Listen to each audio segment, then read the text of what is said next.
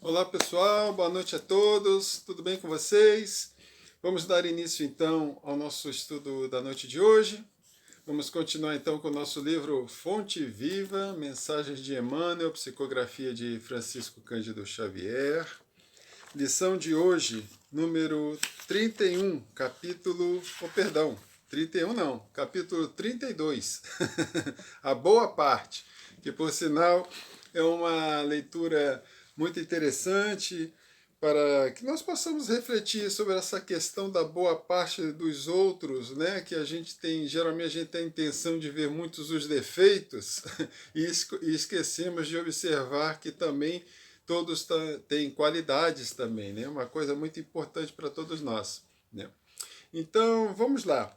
Então, a pequena epígrafe, né, que Emmanuel coloca, que diz assim: Maria escolheu a boa parte, que não lhe será tirada. Jesus. Está no Evangelho segundo Lucas, capítulo 10, versículo 42. Então vamos falar um pouquinho sobre Lucas, né? Lucas, eu fiz uma pesquisa aqui pra gente. Então, olha só, uma coisa bem interessante sobre ele. Lucas foi um dos 4 evangelistas. Todos nós já sabemos. Muito bem. É o autor do terceiro evangelho e do livro dos Atos dos Apóstolos. Então, essa é uma mensagem muito interessante, né? Uma informação interessante que Lucas é o responsável pelos Atos dos Apóstolos. Foi ele que escreveu, foi ele que fez as pesquisas, né? As entrevistas. Seus textos são os de maior expressão literária do Novo Testamento. Seu dia de comemoração em 18 de outubro. Né? Então, o dia 18 de outubro, segundo a Igreja Católica, é comemorado o dia de Lucas. No caso, São Lucas, dia 18 de outubro, mês passado. Né? São Lucas nasceu na Antioquia, na Síria, situada atualmente à costa do Mediterrâneo, hoje o sudoeste da Turquia, no século I da era cristã. Por seus escritos, acredita-se que pertencia a uma família culta e abastada. De acordo com a tradição, Lucas tinha talento para pintura e exercia a profissão de médico. Inclusive, Lucas é o padroeiro dos pintores. São Lucas foi introduzido na fé por volta de 40 anos. As primeiras referências a São Lucas constam das epístolas de Paulo, nas quais ele é chamado de colaborador e de o médico amado. Lucas não conheceu Jesus pessoalmente. Ele conheceu o Senhor através dos apóstolos. Ele foi discípulo dos apóstolos de Jerusalém e depois foi discípulo de Paulo. Lucas, cujo nome significa portador de luz. Que maravilha, né, Lucas? Portador de luz. Muito apropriado para o que ele foi. É padroeiro dos médicos e dos pintores. Eu acabei falando, né? Padroeiro dos médicos e dos pintores. Na tradição litúrgica, seu dia é comemorado em 18 de outubro, já tinha comentado, né? São Lucas é representado por um livro ou com um touro alado, pois inicia o evangelho falando do templo onde eram imolados os bois. Lucas é um apóstolo, né, dos mais assim interessantes, devido à fé, devido a ele ser grego, e ele abraçou a fé religiosa, né, como um verdadeiro divulgador também, né, da mensagem, no sentido de auxiliar muito os discípulos na inscrição, né, tipo quase que um biógrafo, né, dos apóstolos, né? Então ele tem essa importância muito grande também, além de ter o seu evangelho, que também é visto como um evangelho assim muito fidedigno, já que ele era um homem muito culto e ele era um pesquisador, e com isso as informações que tem no seu evangelho é dado como grande credibilidade. Tem um livro muito interessante, eu já li esse livro, muitos de vocês já devem conhecer, ele é famoso esse livro, que é O Médico de Homens e de Almas, de uma escritora americana chamada Taylor Caldwell. Então, esse livro é excepcional. Se você já leu, leia novamente. Se você ainda não leu, é uma ótima, uma excepcional leitura. Não é um livro espírita, embora a autora, né, tenha tido, na escrita desse livro, ela relata que circunstâncias assim muito inesperadas aconteceram para que ela pudesse fazer esse livro. Inclusive, foi um livro que demorou anos para ser escrito. Para vocês terem uma ideia, ela começou a escrever esse livro aos 12 anos de idade, e só foi terminar esse livro mais ou menos aos 40 anos. Mas assim, escreveu um pouco, parou, escrevia mais um pouco, parava, e assim o livro levou aí uns 30, mais de 30, 35 anos para ser escrito, né? Até mais. Agora eu realmente não sei a data precisa, o número de anos precisos para informar, mas levou anos para escrever. Então, é um livro muito bom. Esse ano eu li, né, novamente, e ali vocês vão perceber quem foi Lucas, né? É um trabalho de pesquisa também, né? A autora pesquisou muito, viajou muito atrás das histórias de Lucas, que ela chama no livro de Lucano, né? Segundo a autora, é o nome dele mesmo na época, né? Chamado de Lucano. E é um livro muito bom. Gosto muito de fazer a propaganda desse livro porque ele é maravilhoso. Então vamos à nossa leitura de hoje. Vamos então ao desenvolvimento de Emmanuel, dessa passagem, né, de Lucas. Vamos lá, a boa parte. Não te esqueças da boa parte, que reside em todas as criaturas e em todas as coisas. O fogo destrói, mas transporta consigo o elemento purificador. A pedra é contundente, mas consolida a segurança. A ventania açoita impiedosa, todavia ajuda a renovação. A enxada é imundície, a enxurrada é imundície, entretanto, costuma carrear o adubo indispensável à sementeira vitoriosa. Então aqui Emmanuel já começa o texto nos esclarecendo que a boa parte reside em em todas as coisas, né? Em todas as coisas. E em todas as criaturas, né? Então, quando ele está dizendo em todas, ele está dizendo em todas mesmo, né? Em todas mesmo. E aí ele dá esses exemplos, né, que ele gosta de pegar da natureza, né, com relação ao fogo, com relação à pedra, à ventania e à enxurrada. Que naturalmente nós possamos ver o lado pior, né, do fogo que destrói, a pedra que é dura, e a ventania que, enfim, que açoita, né, como ele coloca aqui, e a enxurrada que desce levando tudo, mas por trás disso há algo bom, algo que traz um benefício, que tem um benefício em si ali contido, né? E aí ele continua. Assim também há criaturas que, em se revelando negativas em determinados setores da luta humana, são extremamente valiosas em outros, né? Então, se por um lado a pessoa não se mostra negativa, no outro lado ela é boa, ela executa algo de interessante, algo de importante, né? A apreciação unilateral é sempre ruinosa. Emmanuel nos esclarece. A imperfeição completa, tanto quanto a perfeição integral, não existem no plano em que evolutimos. Isso é importante. Vamos repetir? A imperfeição completa, tanto quanto a perfeição integral, não existem no plano em que evolutimos.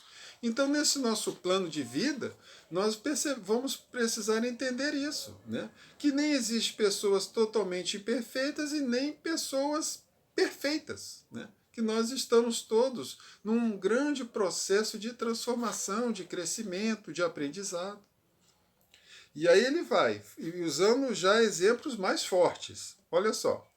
O criminoso, acusado por toda a gente, amanhã pode ser o enfermeiro que te estende o copo d'água. O companheiro no qual descobres agora uma faixa de trevas pode ser depois o irmão sublimado que te convida ao bom exemplo, né? Então nós podemos nos deparar com essas situações, né? O criminoso ele pode se transformar, né? Se hoje ele está no crime, se hoje ele está agindo de alguma forma, se a gente procurar, né, reportagens, exemplos, né, pessoas que eram assim, nós vamos perceber que eles agiam de uma forma totalmente voltada, né, para o mal, essa é a verdade, mas que se transformaram e hoje procuram ajudar, auxiliar as pessoas, né? Eu costumo dizer, quer dizer, né, pelo menos quando eu vejo os testemunhos, né, nas igrejas evangélicas, né, na Igreja Universal, por exemplo, muitos pastores, muitos que estão ali ó, ajudando, né, ou frequentando a igreja, ou colaborando de alguma forma, vieram de situações muitas vezes desse nível, né? Desse nível mesmo, né? Pessoas perdidas, mas que encontraram na Bíblia, né, na religião evangélica, um meio de se reestruturar, de enxergar a vida de forma mais positiva, e hoje trabalham, né? Hoje evangelizam, hoje sobem os morros, né? Vão nas comunidades perigosas para poder levar a palavra da Bíblia, enfim. Né? Então ali ele está ajudando outras pessoas. Se em outro momento estava envolvido com o tráfico, envolvido com alguma situação ilícita, foi preso, saiu, se regenerou lá na prisão, hoje ele está fazendo bem. Né? Então a gente percebe que isso é possível. Né? Então a gente tem que entender que se tinha né, o lado bom começa a aflorar mais. A tempestade da hora em que vivemos é muitas vezes a fonte do bem-estar das horas que vamos viver. Busquemos o lado melhor das situações, dos acontecimentos e das pessoas. Então a gente deve, né, o Emmanuel aqui faz esse alerta, né, que devemos buscar, né, buscar esse lado bom, né? Então a gente faz isso a todo momento, até mesmo na nossa vida de relação, né, com os nossos familiares, por exemplo, né, com os nossos amigos. Né. Claro que tem, vamos dizer assim, né, não quero botar agora aqui panos quentes, não, né, determinar situações que podem e o que não podem. Né. Acho que a Emmanuel está querendo esclarecer, né, que nós devemos buscar sempre o lado melhor. Né. Embora muitas vezes essa questão da convivência seja muito difícil, né? Às vezes a pessoa nós não conseguimos, né, nos aproximar como gostaríamos de certas pessoas devido ao procedimento como ela age, mas eu acho que o Emmanuel aqui ele só está querendo nos alertar que as pessoas têm um lado sim, né? Tem um lado positivo, e esse lado positivo ele pode aflorar cada vez mais a qualquer momento, seja nessa vida, seja na próxima, né? Às vezes é na próxima também. Às vezes a pessoa vai passar uma vida inteira agindo de forma errada, equivocada, e na outra vida ela vai agir de forma melhor. Quer um exemplo maior? Quer um exemplo disso? Todos nós. Todos nós, né? Que hoje nós estamos buscando o Evangelho, nós estamos buscando a doutrina espírita como uma forma de conhecimento, de aprimoramento, mas se a gente desdobrar o nosso passado, né?